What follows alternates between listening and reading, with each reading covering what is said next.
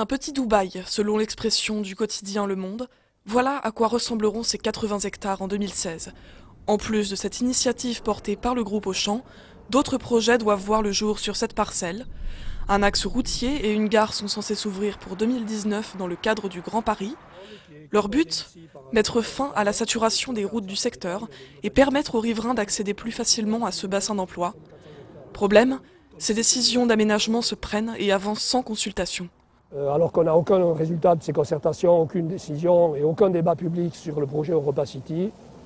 Déjà, il y a une enquête publique préalable à la déclaration d'utilité publique pour pouvoir exproprier les propriétaires des terrains.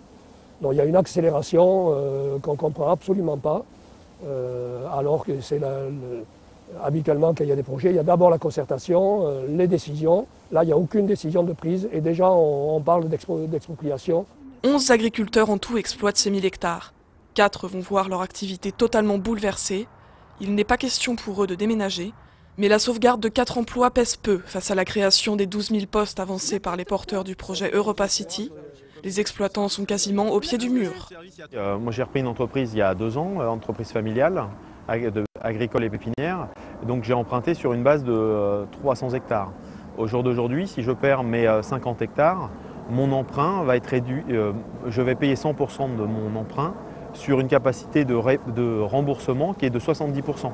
Donc aucune banque va pouvoir me suivre d'ici 1 an ou 2 quand je vais perdre tous ces hectares.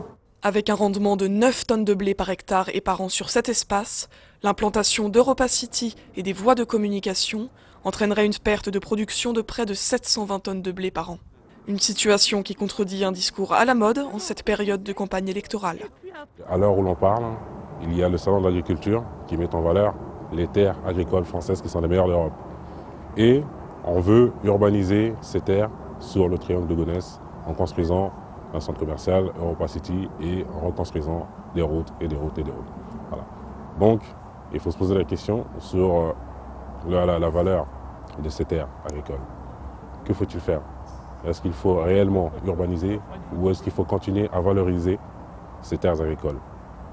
Si aucun recours juridique n'est engagé, le collectif pour le triangle de Gonesse compte bien poursuivre son combat au niveau politique. Déjà reçu par 5 des 8 formations au conseil régional, les associations ont malgré tout du mal à se faire entendre, et l'abandon de ces futures constructions n'est pas à l'ordre du jour.